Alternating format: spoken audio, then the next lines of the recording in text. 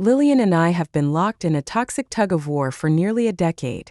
She kept a steady rotation of young lovers on the side, and I clung to a controlling share of her fortune, refusing to let go. We both held each other by the throat, neither of us willing to be the first to blink. But today I've decided to divorce her. Because I'm done. 1. I stared at the diagnosis for a long time before finally calling Lillian. Where are you? What's it to you? We were married, yet even asking each other's whereabouts was seen as overstepping. Come home, I said, tapping my fingers against the desk. I want a divorce. She let out a sharp laugh and hung up. Can't blame her. I've used that line too many times before. Most of the time it was just an excuse to see her face again. No wonder she didn't believe me. I waited 2 days. She never came back. I looked at the piece of paper that spelled the end of my life and decided I wasn't wasting another second. There was still one trick that never failed when it came to drawing Lillian out. Knock, knock, knock. I knocked a little harder than necessary on the door in front of me, and sure enough, a sweet-faced boy opened up. Gabriel. His eyes widened in panic, like I could tear him apart just by standing there. I rolled my eyes and said, "Tell Lillian to come home. Tell her I want a divorce. And make sure you say this part clearly. Out of all her little boyfriends, I think you've got the most potential. Once we split up, she might just upgrade you to husband. That gig pays well, you know." The kid's eyes went red. Gabriel, I never meant to. I cut him off with a sigh. Spare me. Just pass the message along. And if she's not home by tomorrow, I'm coming back and I'll kick this door down. Think your skinny little frame can take a punch from me? I didn't wait for a reply. I turned and left. If things went the way they usually did, I'd see Lillian tonight. Lucas was her favorite. If I stirred up trouble at his place, no way she'd let that slide. Sure enough, as the sun dipped behind the horizon, she stormed into the house furious. Didn't I tell you not to go near Lucas again? I slowly poured myself a glass of wine and looked at her. What, you gonna stop me? She was livid, but she couldn't do anything about me. So she went straight for the low blow. I don't get what your deal is. Lucas is obedient enough. He's never even tried to take your place. We've got no love between us. You refused to divorce me, and now I can't even have someone I like around me. You just want everyone as lonely and miserable as you, don't you? Crash. I shattered the wine glass in my hand. She wasn't wrong. I was lonely. That's why I'd kept holding on to her all these years, refusing to let go even when there was nothing left between us. Yeah, I said. I'm all alone. Why should you get to have a happy little love nest? But deep down I was tired. Every time I saw Lillian these past few years, we were at each other's throats. What was the point anymore? I poured another glass of wine and sat across from her, sliding the divorce papers across the table. Sign it. I mean it this time. You know I keep my word. She kept her poker face as she flipped through the paperwork. I watched her through the glass. She was still beautiful. Looked just like the girl who'd once stood outside my door so many years ago. What's your angle this time? She asked, eyes full of suspicion. I let out a long breath. I just want the house. You can have everything else. I'm giving up my share of all our joint assets. Can't you see that? Maybe because I'd always demanded too much before. My sudden change made her suspicious. Can't blame her. She's better off holding on to her wealth. This house was our marital home. Sure, it's old and not worth much on the market, but I just couldn't stomach the thought of another man moving in with her. Call me petty. I couldn't stand seeing her happy with someone else. And if nothing else, I could sell it to buy a good burial plot. Trade my home in life for a home in death. Came into the world with nothing, might as well leave the same way. Lillian read through the agreement again, slowly and carefully. Finally, she said, I'll have my lawyer draft a new one. The house will go to you and I'll add another 10 million on top. That way we're completely done. I raised my brows. She really was generous. 10 million to erase 10 years. Your lawyer? What, you think I trust your lawyer more than mine? My anger fizzled out. I softened my tone. Fine. I agree. She grabbed the papers and headed for the door. My assistant will bring the updated agreement tomorrow. Sign it immediately. She'd been waiting for this day for a long time. I bet she'd even wake her legal team in the middle of the night. just to double-check there wasn't some hidden trap. I shrugged. Sure. The sooner the better. But she still didn't trust me. She upped the conditions. I want you gone from Chicago once you get the money. We both deserve our own lives. Right. I couldn't stop the bitterness from bubbling up. I pushed her out and slammed the door in her face. Out of sight, out of mind. 2. Lillian's assistant really earned that fat paycheck. When he handed me the agreement, he even gave a polite, Mr. Gabriel. Everyone at the company knew Lillian and I had been on bad terms for ages. Lucas made it worse by openly bringing her those cheesy homemade lunches. And Lillian, of course, just to spite me, actually hired Lucas as my assistant. He didn't last long. Soon after, he was gone, and Lillian started pushing for a divorce. I never went back to the office after that. Hardly anyone calls me Gabriel anymore. This kid was the only one who still did. I flipped through the papers and signed on the last page. You might want to take another look, Mr. Gabriel, he said. No need, I replied. There's nothing left worth reading. I handed the document back with a smile. Tell Lillian. Meet me at the county clerk's office in a month. She better not be late. Don't waste my final days. Yes, sir. He gave a respectful nod and took his leave. We stepped out together one after the other. Lillian didn't want me to stay in Chicago, and honestly I didn't want to either. Like leaves falling to the ground, I wanted to return home. The trip was smooth all the way. Soon, I was standing once again on the soil of Greenville. Come to think of it, it's been nearly 5 years since I last came back. My first stop was the cemetery. Mom, Dad, Grandpa, Grandma, I came to see you. Lillian was right. I really am alone. I sat down in front of the gravestones and leaned back. My parents died in a car crash when I was just a kid. After I graduated college, my grandparents passed away one after the other. I buried them close together. I figured it'd make visiting easier. I bought myself a spot nearby too. Part of it is that I miss you guys. The other part, well, I think the feng shui here's not bad. I chuckled softly. I didn't stay too long. It was early winter and the cold was creeping in. Snowflakes started drifting down, and I could feel the chill seeping through my shoes. All right, I'm heading back for now. We'll talk more soon when I see you again. Brushing the snow from my coat, I got up and left the cemetery. It was just about time for school to let out. I passed by Greenville High and paused at the gate.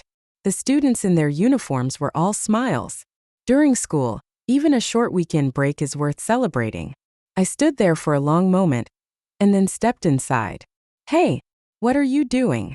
The security guard at the entrance stopped me. I'm a parent, I said quickly. Teacher called me in. Quinda urgent. Maybe it was the red in my eyes. Maybe I was just that convincing. But the old man let me through. I exhaled deeply and wandered in slowly. Some students were sweeping up the courtyard. A mischievous boy snuck a snowball into a girl's arms. She shrieked and grabbed a broom, chasing him around in circles. I watched, smiling. For a second, I could almost see my younger self, and a teenage Lillian beside me. I shook off the thought and made my way toward the academic building.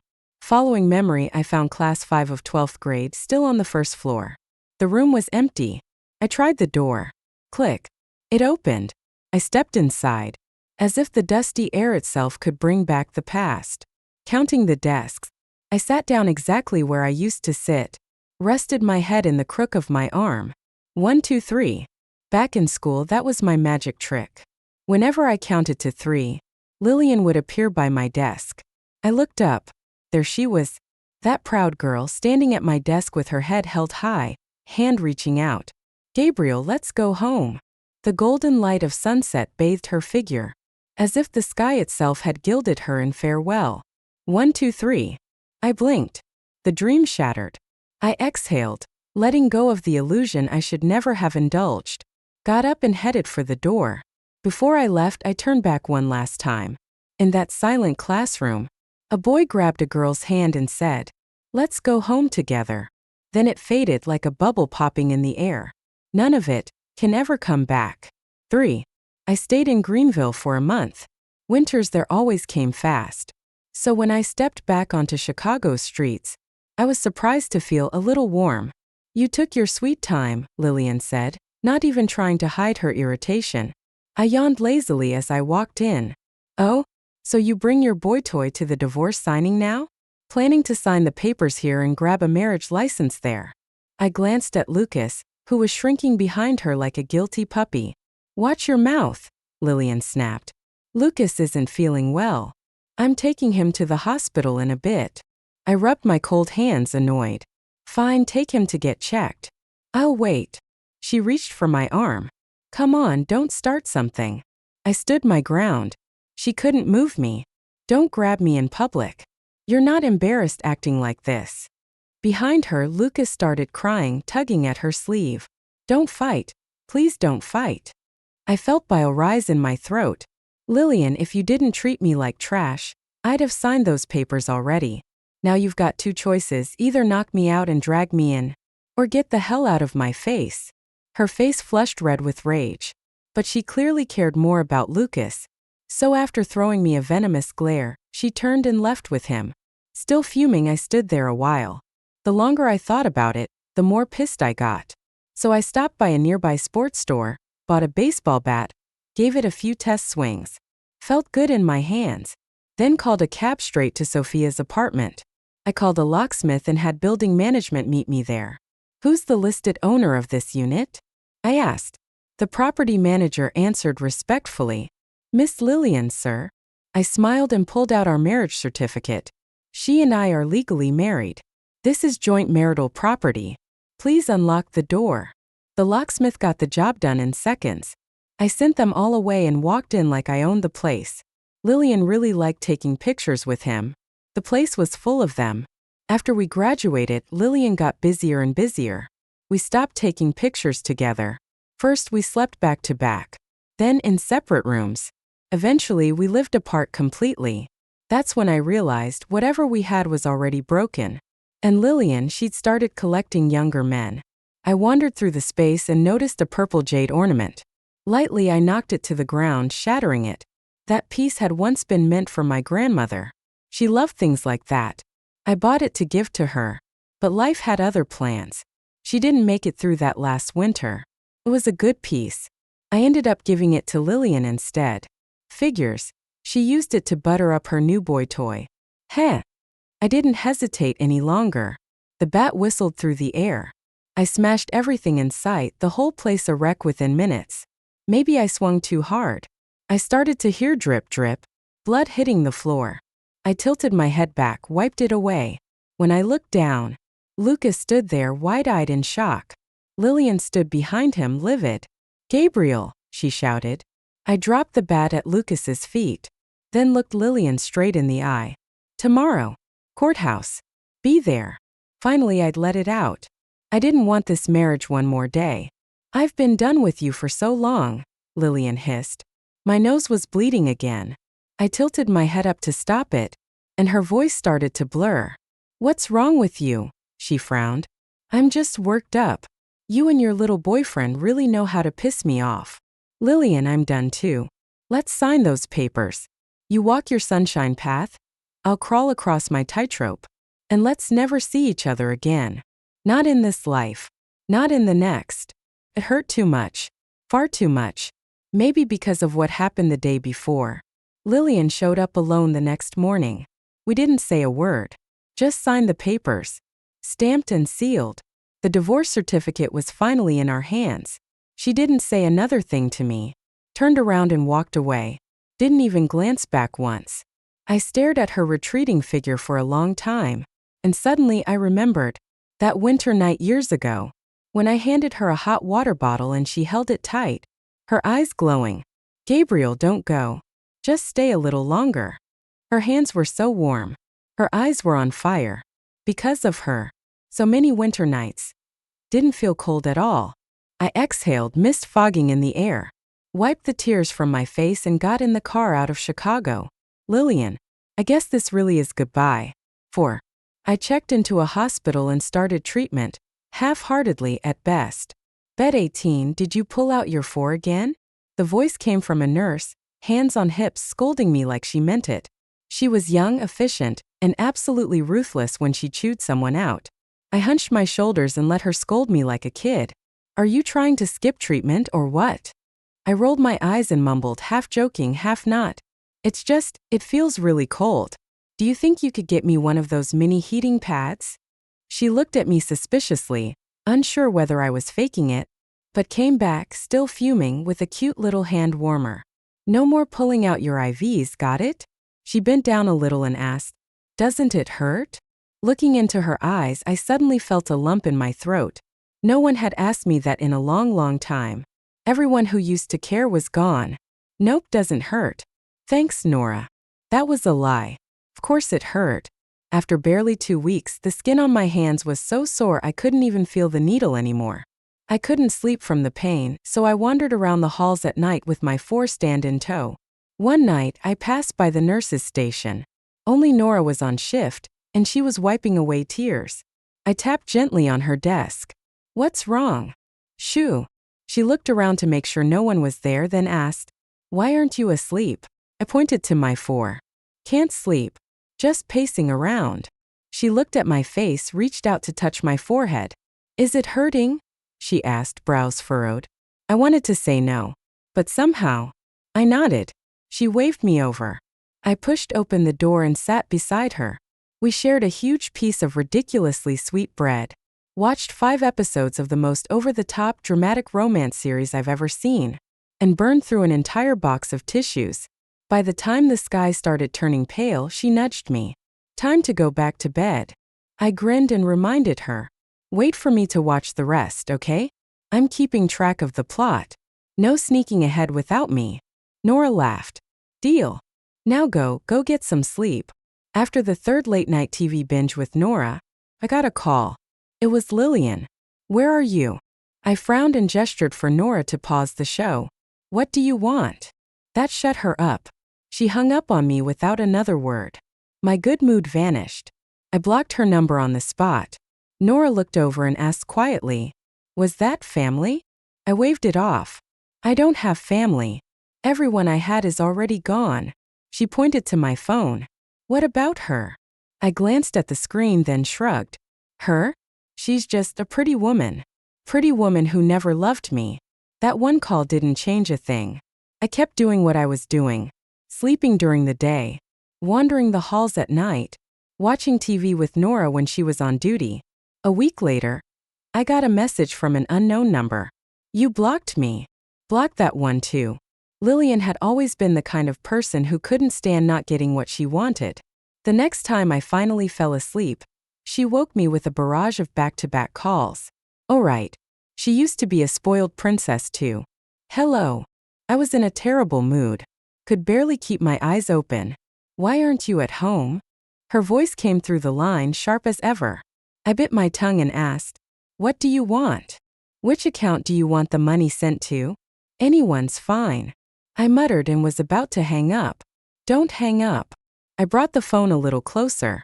What now? Why aren't you at home? She repeated herself like a broken record. But something clicked. Wait. Are you at my house right now? Can you come back? I've listed the place with a realtor. People could come view it any time. We're divorced now. Don't mess up my sale. You're selling it? Her voice went up an octave. You're really selling that house? What else would I do with it? You're not coming back. Where are you?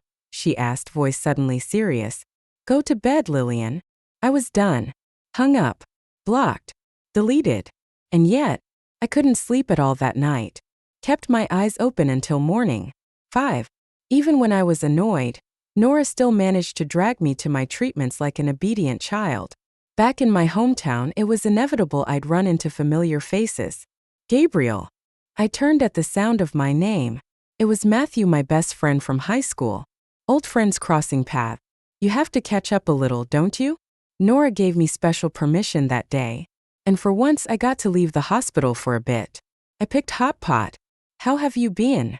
Matthew asked carefully. I smiled and said, not bad. Got plenty of money. Just not much time left. His hand froze mid-reach with the chopsticks. He stared at me in shock. I stuffed a piece of meat in my mouth before noticing the tears spilling freely down his face. Whoa, what's up with you? Big guys don't cry over Hot Pot. I teased, fumbling to grab some tissues for him. What is it? What's the illness? I waved a hand. Nothing treatable. But don't worry, I'm not kicking the bucket right away. I glanced out the window and said, I want to go out on a sunny day. Winter's too cold. As we walked out, I stomped my feet in the cold and asked, Can I ask you something? Anything, he said. Don't tell anyone you saw me, okay? But if you've got time, maybe drop by and visit sometimes. Maybe it was the wind, but his eyes turned red. Yeah, he nodded. Lillian doesn't know? No. We're divorced. She doesn't need to. Matthew didn't say anything more. We both stared ahead in silence. The northern wind howled past us. No matter how good things had once been, they vanished like smoke. When I got back to the hospital, Nora caught me and tore into me for eating recklessly. I accepted her scolding like a kid getting sent to the principal's office. Promised I'd never do it again. But she didn't back off. Came at me with scissors. Said it was time to cut my hair. I clutched my head like a soldier defending his last stronghold. We argued for 2 days. I only went out to eat once. I won't do it again. But why does that mean you've got to cut my hair? Nora tried reasoning with me. You're starting chemo. Your hair's going to fall out anyway. Cutting it short now will make it easier. I gasped dramatically. Don't tell me. You've fallen for me? And now, to stay calm around my charm, you're trying to sabotage my good looks. She smacked me hard. Plan A failed. So I tried a new tactic. What if I just skipped chemo altogether? That earned a full-blown Nora meltdown. I laughed, trying to calm her. Okay. I'll think about it, all right? I'll consider it. She was about to respond when someone interrupted us. Who are you looking for? The person ignored her. Just stared at me, cold as stone, like she was trying to sniff out a trap. She's here for me, I said. Nora, let my hair live another day. Go finish your shift. Nora gave Lillian a once-over, then looked back at me and whispered, Call me if you need anything. I nodded, watched her leave, then turned to Lillian. Shouldn't you be spending New Year's with Lucas? Valentine's, Christmas, New Year's. Lucas always had some excuse to steal her away. For a while, I actually started hating holidays. They only made my loneliness more obvious. I got used to it eventually. Figured celebrating alone wasn't so bad. And just when I'd made peace with it, she showed up again. What kind of trick is this now? Her words hit me in the chest. I let out a tired breath. Yeah, this is my latest scam. So don't fall for it. Go. Leave. Come with me, she said, reaching for my arm. She caught me off guard and pulled me a few steps forward. Let me go. I shook her off firm this time. We have nothing to do with each other anymore. Why are you even here? She dropped her hand and took 2 steps back. Don't you dare use being sick as some excuse to wring more money out of me. We're divorced. You know that. I didn't want to say another word to her, so I used the harshest tone I had left. Lillian, we're divorced. Whatever happens to me, it's none of your business. That was the harshest thing I'd ever said to her. Lillian clenched her jaw, glared at me, then grabbed her bag and stormed out. 6. Nora opened the door with concern written all over her face. You okay? I looked pale and asked, If I say I'm not, can I skip the 4 today? Nope, she said cheerfully. Then I'm fine. Lillian hadn't shown up again since that last time, and I'd had a rare peaceful week. Matthew came by often. We didn't talk much. Afraid that anything we said might poke at something raw. But it was comfortable. I always hoped he'd sneak me some junk food. And every time, it ended with Nora catching us red-handed and confiscating everything. I had nothing to say for myself. The Lunar New Year crept closer day by day. Nora whispered, It's getting colder out. I chuckled. Right around this time, the cold takes 2 or 3 unlucky souls. I blew on my hands to keep warm, counting the days. Even when I went out for a bit of air, I had to return to my room on time. Otherwise, Nora would give me another lecture. One quick turn on my way back and bam, I ran right into someone. Dizzy, I staggered backward, apologizing. Sorry. As I rubbed my forehead and stepped past, a hand caught me from behind. Gabriel. Lillian. Again. I blinked at her in confusion. What are you doing here again? She didn't look nearly as put together as before. She looked tired, worn out. But she didn't answer. She just stood there and stared at me. A chill ran down my spine. It really was freezing outside. You want to come in or what? Gabriel. Her voice made me flinch, like someone calling your name in a dream. It had been a long time since she'd said my name like that. There was something strange in her tone. It made my chest tighten. You're sick. Why didn't you tell me? She asked. I frowned. What good would that do? Silence. We were at least husband and wife once. I looked her in the eye. Don't give me that. We agreed I'd leave Chicago, you'd go live your life. I held up my end. Why can't you stick to yours? I turned to leave, but she didn't. She followed me. Maybe it was seeing her too often lately. But I couldn't sleep again that night. I saw on the schedule it was Nora's shift. So I grabbed my stand and wandered out. I wasn't expecting someone to be sitting on the bench right outside my door. It startled me. I walked around to see who it was. Under the moonlight. Lillian. I sighed. What are you doing here? Her eyes were red as she looked me over. Where are you going? Are you in pain? My throat tightened. Lillian, go home. She reached for the corner of my sleeve. I'm not leaving. It took me forever to find you. Why? She didn't answer. I didn't want to stand there arguing. Go home. You won't sleep well here. Lillian always had trouble sleeping. I still remembered that. I called her a ride and went back to binge watch a drama with Nora. During a commercial break, Nora leaned over and said, She was outside your door for a long time earlier. Just standing there, not coming in. Probably when I was napping. I thought she'd left. Guess not. She'll leave soon, I said, brushing it off. She asked us for your medical file.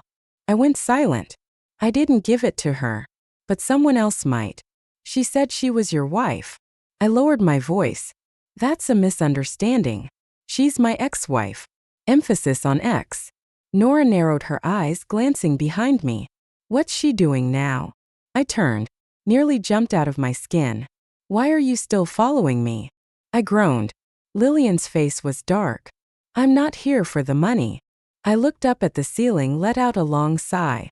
If not for the money, then what? With no other option, I led her back to my room and sat cross-legged on the bed. 7. You win, Lillian. She always did. Between us, she always won. So what is it you want from me? She didn't say anything. Just gently tucked my hand under the blanket and held the 4-tube. Then gave me a soft smile. Try to sleep, okay? Don't do this. I pried her hand off. Here, how about this? Write up a transfer contract. I'll sign whatever you want. Take the whole 10 million. I don't need it. Lillian gritted her teeth and glared at me. Gabriel, can you stop making me angry? I chuckled. Why are you always so angry, Lillian? It was pitch dark out. And for once, Lillian cried. Since she became rich and powerful, she never cried anymore. She said tears were a sign of weakness. I, on the other hand, cried all the time. Felt bad for her. Felt bad for me. She used to scold me for it. What's with you? I waved a hand in front of her face. I hadn't wanted to see her tears, but they were there, and my heart felt like it was being eaten from the inside. Gabriel, I regret it. Don't scare me, okay? Her eyes were red, and she reached for my pinky. Even after all these years, she still knew how to get to me. Back in school, whenever she made me mad, she'd sit in front of me, hang her head, and hook her pinky around mine. She had those eyes, those beautiful, pleading eyes, and I'd melt every time. Lillian. I sighed, because I was tired of this, tired of myself, tired of always giving in. Lillian stood up like she'd been wounded. I'll be outside. If you need me, just call, okay? You won't sleep well out there. Go home. Go home, Lillian. Don't come back. We're not 18 anymore. What's the point of seeing each other again? Nora was heading home for the new year. She reminded me sweetly. Take your meds, don't pull your IVs, don't wander off. I repeated it back like a student. Take meds, keep the 4, no wandering. Nora was pleased. I leaned on the counter and whispered, Can I get a little more pain medicine? It hurts bad at night. She shook her head, leaned in close. Why don't you just let her in? It's the holidays after all. I pouted. No.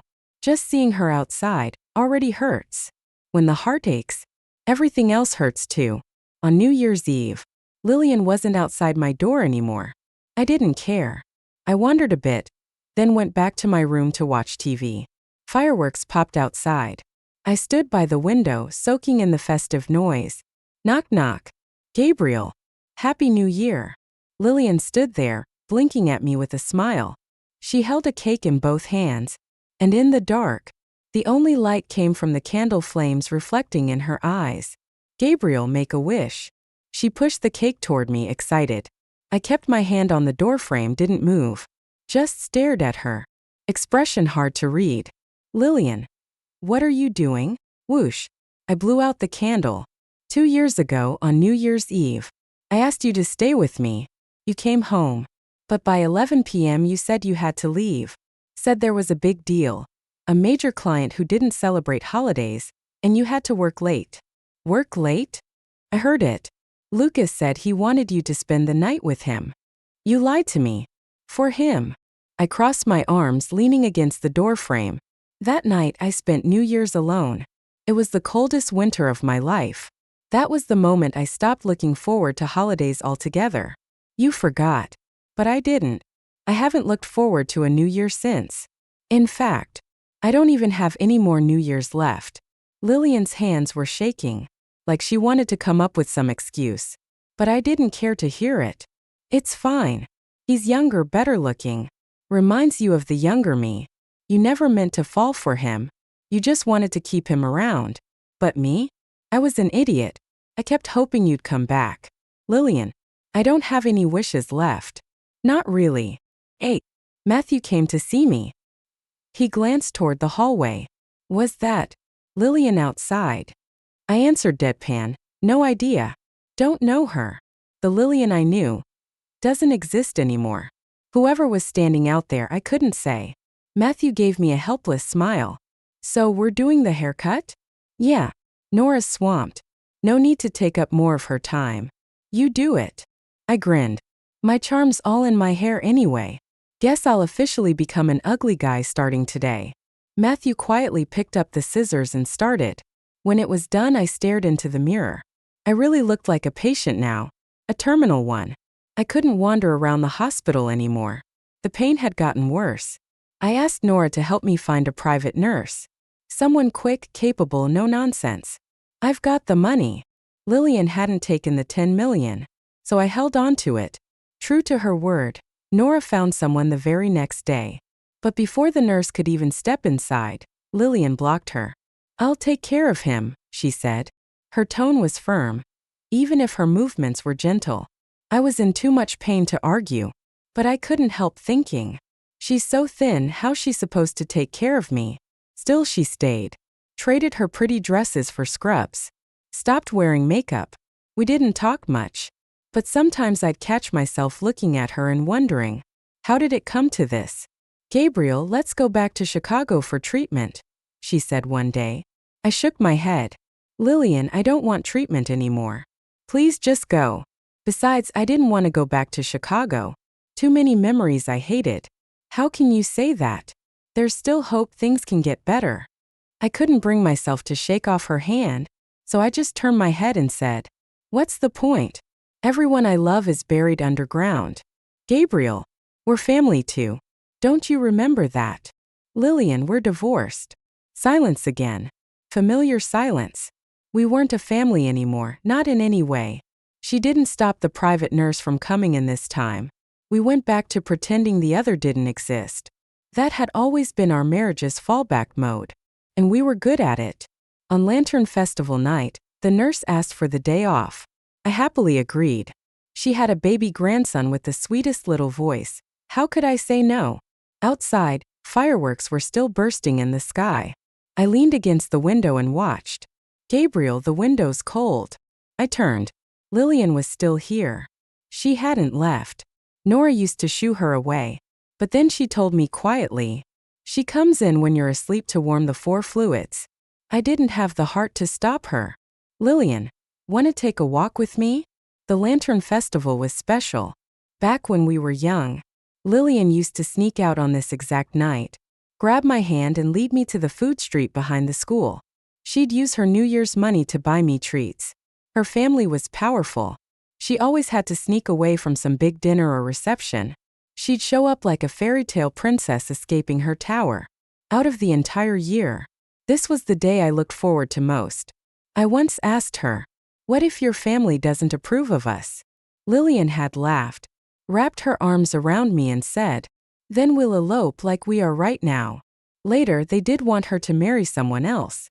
She showed up at my place wearing an old hoodie and jeans, looked me in the eyes and asked, "Will you run away with me?" I said yes.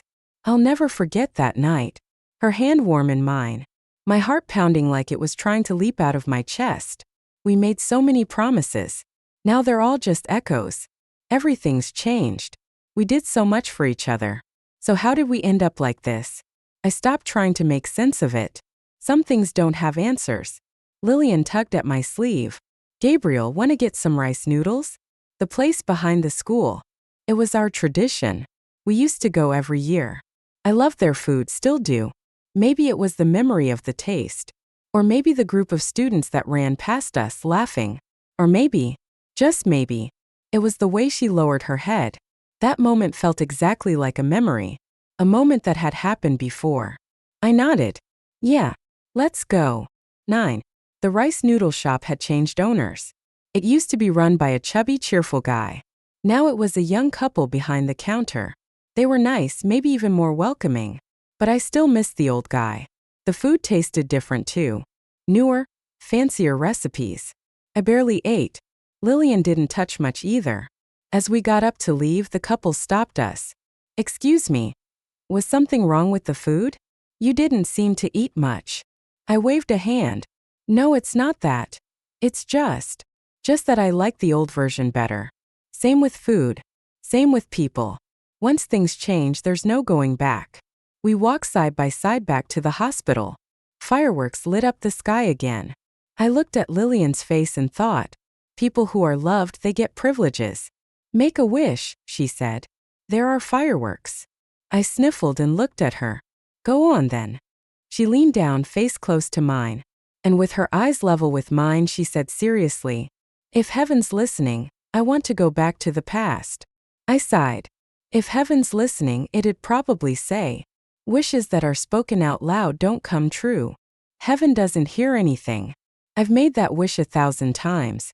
But there's no clock that runs backward. No way to go back. Soon I couldn't get out of bed anymore. The doctor asked if I wanted surgery. Said it was risky. But if it worked, I might get a few more months. That's not exactly what he said. I translated it in my head. I said no.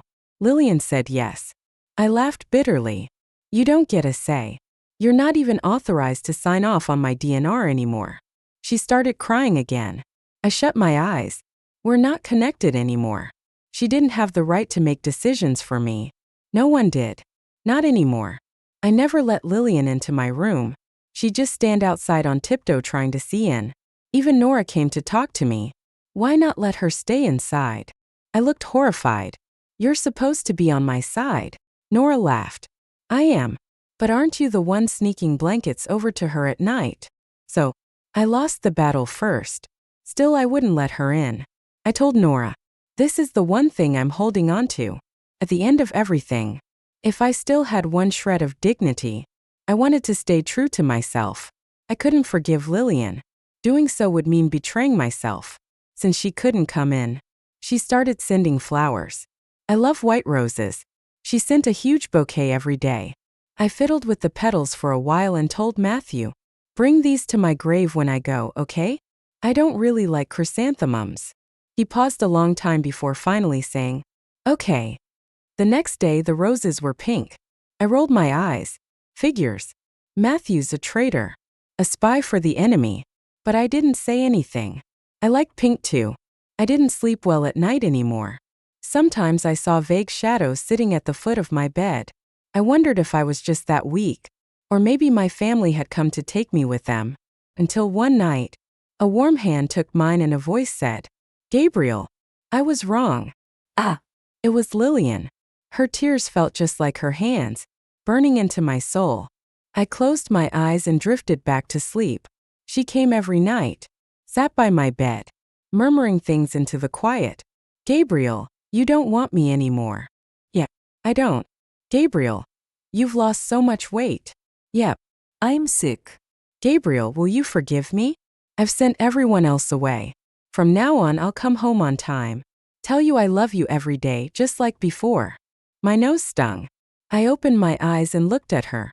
Lillian, are you testing me because you know I can't be cruel to you? She fell silent. Gabriel, I was wrong.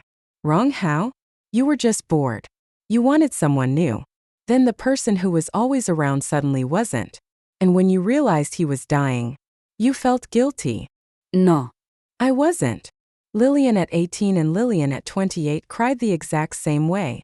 Eyes scrunched, mouth trembling, tears falling like rain. Princesses aren't supposed to cry. I reached out and wiped her tears. Lillian, you stopped loving me a long time ago. Don't say things that lie to both of us. Even if I miraculously got better and went home with you, you'd get tired of that life too. I wouldn't. Her voice was barely a whisper. I pretended not to hear it. Gabriel. I cut her off. It's okay. Really. I never tried to trap you. I was scared you didn't know your own heart. But how could you? How could you confuse guilt with love? Lillian buried her face in her hands and sobbed, like an abandoned puppy. She wrapped her arms around my waist, soaking my hospital gown with tears, murmuring over and over again, I love you. I love you. Gabriel, I love you. Liar. I'd seen what it looked like when Lillian loved me. And this wasn't it. She was still trying to fool me. I tilted my head back and thought, I won't cry for Lillian again. Not a single tear. 10. I wasn't awake much anymore. Every time I opened my eyes, there was a bouquet of pink roses on my bedside table. I stopped refusing to let Lillian into the room, but I no longer looked at her. Nora would tear up quietly while changing my four. It made me feel guilty. She was still so young, just starting her career, already having to face death. I squeezed her hand. I've got a gift for you. A gift. I'll tell you if you stop crying. She pouted. I'm not crying. I wasn't crying. I smiled. That gift. I'd only be able to give it after I died. Lillian would bathe me, and I didn't resist anymore. Just watched her. Am I still pretty? She asked, blinking at me. I smiled. Told her yes, she was still beautiful. No matter how many years passed, she always looked the same in my eyes. Lillian, did you stop loving me because I stopped being good-looking? I asked, curious. She didn't answer. Just turned her back to me and sobbed, shoulders trembling so hard I thought she might faint. That night, she held my fore and touched my face. Gabriel, you've always been handsome. The most handsome. Liar. Then why love someone else? I rolled over and stopped talking to her. Fell asleep. After the nth time I begged Nora for stronger painkillers. The weather finally warmed up for a short while. It came after a heavy snow. Matthew brought me some fruit and came to visit. I asked him, can you take me outside for a bit? Looks nice out. He looked around. Where's Lillian? She went to get flowers, I said. He smiled softly, but still bundled me up and wheeled me outside. As we passed the nurse's station, I waved at Nora. She lowered her head and wiped away a tear. I asked Matthew to go grab my other coat. Stayed in place to wait for him. The drama's not done yet, Nora said, red-eyed. I laughed. I've already watched 298 episodes out of 300 with you. There are still 2 left. She was asking me to stay. There are 2 more. You finished them. Promise me you'll watch to the end. I was telling her. I was heading somewhere else now. A new world. I had a feeling. This was what they called a final burst of clarity before death. Nora tried to say something more, but I waved her off. Nora, you have to be happy, okay? Such a kind girl. She deserved to live the rest of her life well. Matthew wheeled me out into a patch of sunlight. Early spring sun, warm and soft. Matthew, I asked lazily, did you tell Lillian I was here? He paused, bent down and said, want some water? I smiled. It's okay. Doesn't matter. This point, what could I still care about? Gabriel! Gabriel! Gabriel! I turned. Lillian was at the window, hugging a bouquet of pink roses, shouting my name with urgency. Half her body was leaning out. I looked at her from a distance and thought, this is enough. Just this one look. Let's go back. Matthew asked, reaching for the wheelchair. I held out a hand to stop him, grinned. Nope. This is punishment. For telling her where I was. You'll be the one to walk me all the way to the end. Matthew's tears started falling. I reached up to wipe them from his face. Matthew, you know what I wanted most? This. Right here. I pointed toward Lillian. She cares. She worries. She searched for me until she was breathless. From the moment I met Lillian until now. It's been exactly half my life. I leaned back in the chair trying to get comfortable. Half a life. What a long time. The best things. The worst things. They all came from her. The purest feelings. The cruelest words. The love I could never let go. I had them all. And lost them all. Matthew's lips trembled. Tears splattered onto my hands. Gabriel, don't go. Gabriel, please. We've played the role of adults for too long. We've forgotten how to say things like that. But when life and death come to the edge, everything becomes forgivable. I watched him cry. But I no longer had the strength to wipe his tears. Matthew, go live your life. Be happy. Be happy for me. Gabriel, wake up. Is there anything you want to say to Lillian? Matthew's voice cracked as he knelt beside me. My consciousness blurred. It felt like my soul was slipping out. I could only shake my head stiffly. Say what? When we were in love, I said every sweet thing I could. When she stopped loving me, I begged and pleaded. And when my heart died, I said all the cruel things too. What else is there to say? Everything I could say to her, I already have.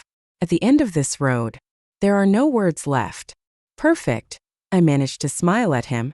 It's sunny today. My favorite kind of day. A warm sunny day. Even the road to the afterlife wouldn't feel cold. Gabriel. Someone screamed from behind.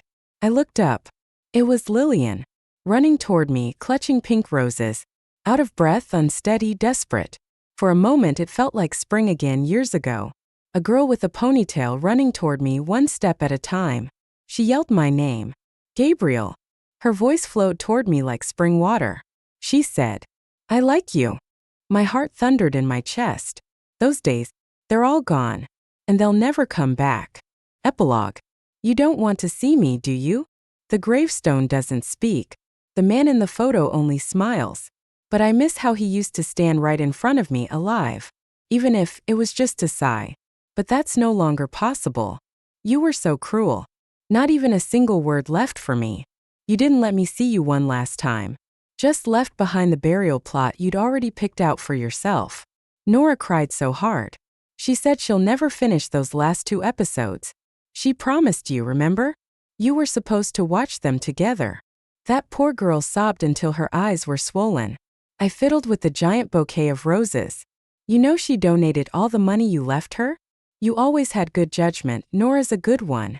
She said healing people is what she was meant to do. And that your money should go to those who need it most.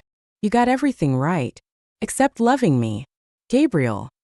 Why haven't you come to me in a dream? Not even once. I reached out and touched the cold surface of your photo. Then again, maybe you blame me. You have every right to. I opened a bottle of wine for myself. Gabriel, I blame me too. It started as something new. Something exciting. And then somewhere along the way, we couldn't find the road back. Gabriel, I never wanted to divorce you. I know you wouldn't believe that. But I didn't. I thought you'd never really leave. You were always just behind me. As long as I turned around, you'd be there, right behind me. So how could you be gone? I was greedy. Gabriel, no matter what I say now, you wouldn't believe it. That's okay. If you won't come to see me, I'll go see you. Forgot. But my wish was to have a home with you. Gabriel, after you left, I never let anyone else in. Not once. You probably think I'm pathetic. Think so too. How did it take losing everything to finally realize what I truly wanted? You think Matthew told me where you were, don't you? He didn't. I was looking for you. Gabriel, I was the one looking for you. I searched everywhere. You weren't home, not at work. I panicked. I couldn't find you. And when I finally did, you were lying in a hospital bed. I thought for a while and said, I bought our house back. The one filled with our memories. How could I let someone else live there? I took over that shop behind the school too. The one you loved the most. From now on, I'll run it. Gabriel, I miss you so much. Come visit me in my dreams. Okay? I covered my eyes and thought, you probably don't want to. All right then. I'll come find you.